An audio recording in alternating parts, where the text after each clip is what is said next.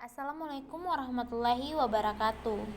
Puji syukur kita panjatkan kehadirat Tuhan Yang Maha Esa, karena atas limpahan rahmat-Nya lah kami bisa menyelesaikan dan melengkapi tugas mata kuliah profesi keguruan, yaitu video pemaparan materi tentang kebijakan pendidikan teknologi dan kejuruan. Baik, sebelum memaparkan materi, ada baiknya saya memperkenalkan teman kelompok saya, yaitu saya sendiri, Surti, NIM 1928041037, dan saudara Andi Kurniawan, NIM 1928041039. Baik, materi pertama yang akan saya bawakan yaitu tentang konsep dasar pendidikan teknologi dan pendidikan kejuruan. Pendidikan teknologi dan pendidikan kejuruan menyeratkan dua konsep yang berbeda antara pendidikan teknologi dan pendidikan kejuruan. Konseptualisasi pendidikan teknologi adalah pendidikan yang mengajarkan penggunaan teknologi untuk memecahkan suatu masalah dan untuk memenuhi berbagai kehidupan. Menurut Stephenson dalam Pavlova tahun 2009 mengidentifikasi bahwa pendidikan teknologi mencakup pengetahuan umum atau general, pengetahuan teoritis, pemahaman konseptual, bakat dan kemampuan kreatif, keterampilan intelektual, dan penyediaan berkehidupan. Sedangkan pendidikan kejuruan mencakup pengetahuan khusus, pengetahuan praktis atau fungsional, pemberian skill atau keterampilan, kemampuan reproduktif, keterampilan fisik, dan penyiapan bekerja. Jadi, pendidikan kejuruan dan pendidikan teknologi adalah dua pendidikan yang memiliki penekanan yang berbeda. Agar menjadi efektif, maka pendidikan teknologi dan pendidikan kejuruan disinergikan menjadi pendidikan teknologi kejuruan yang menerapkan kedua prinsip dalam meningkatkan relevansinya.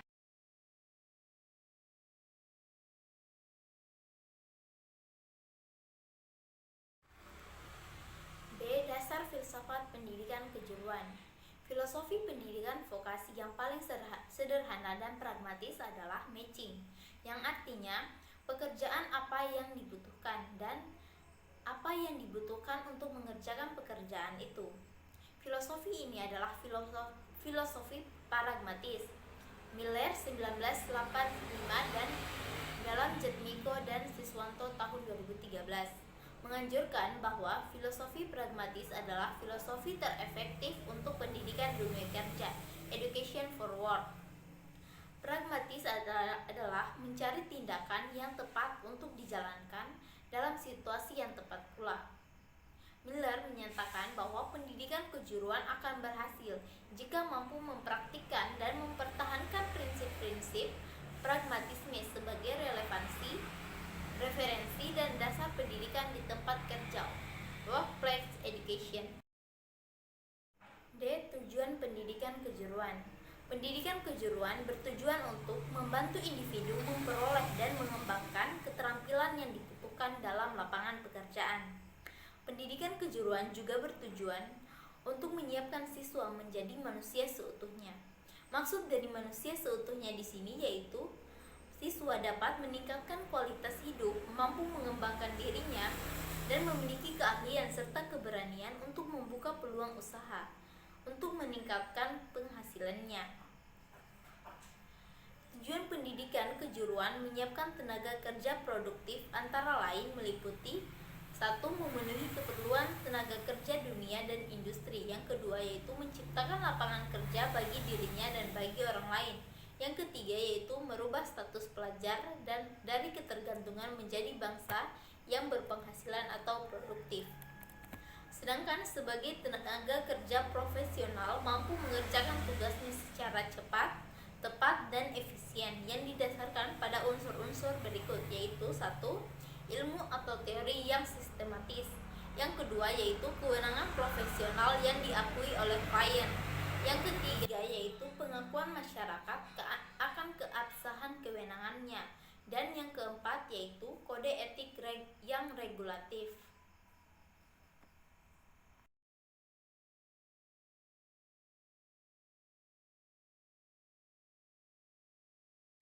C. pendidikan kejuruan.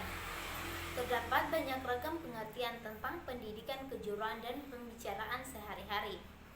Menurut Undang-Undang Pendidikan Nasional UU SPN nomor 20 tahun 2003, yaitu pendidikan kejuruan adalah pendidikan yang mempersiapkan peserta didik terutama dapat bekerja dalam bidang tertentu dan siap pula melanjutkan ke tingkat pendidikan yang lebih tinggi. Ada banyak para ahli yang mengemukakan pendapatnya tentang pendidikan kejuruan. Sehingga dapat ditarik kesimpulan bahwa pendidikan teknologi dan kejuruan adalah pendidikan yang diselenggarakan bagi para siswa yang merencanakan dan mengembangkan karirnya pada bidang keahlian tertentu.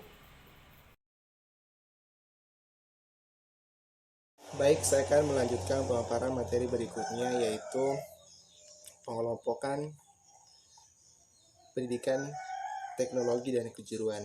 Nah, pendidikan kejuruan dapat berbentuk formal, non-formal, dan informal. Formal di sini seperti SMK dan MAK. Nah, sedangkan informal seperti kursus-kursus, pelatihan-pelatihan, ataupun workshop. Nah, sedangkan informal itu pendidikan kejuruan yang berlangsung di masyarakat atau di keluarga. Nah, pendidikan vokasi adalah salah satu bentuk pendidikan formal di mana terdapat 4 model. Yang pertama adalah model pendidikan kejuruan model sekolah, yaitu di mana proses penyelenggaraan pendidikan kejuruan dilakukan sepenuhnya di sekolah, baik itu praktek maupun teori-teori yang diterima oleh peserta didik. Nah, yang kedua adalah pendidikan kejuruan model sistem ganda, artinya proses penyelenggaraan pendidikan dan pelatihan yang memadukan pemberian pengalaman di sekolah dan di dunia kerja. Jadi memadukan dua model, yaitu di sekolah dan di dunia industri. Nah, yang ketiga adalah pendidikan kejuruan dengan model magang, yaitu model yang menyerahkan sepenuhnya kegiatan pelatihan kepada industri dan masyarakat tanpa dukungan dari sekolah. Nah, sekolah hanya menyelenggarakan pendidikan atau pelajaran normatif, adaptif, dan dasar-dasar kejuruan.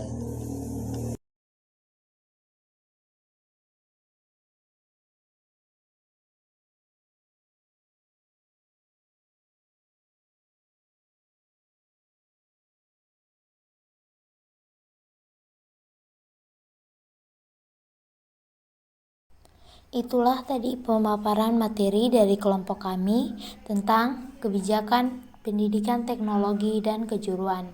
Semoga video ini dapat bermanfaat bagi teman-teman sekalian. Lebih dan kurangnya mohon dimaafkan. Saya akhiri, wabillahi taufiqul hidayah. Wassalamualaikum warahmatullahi wabarakatuh.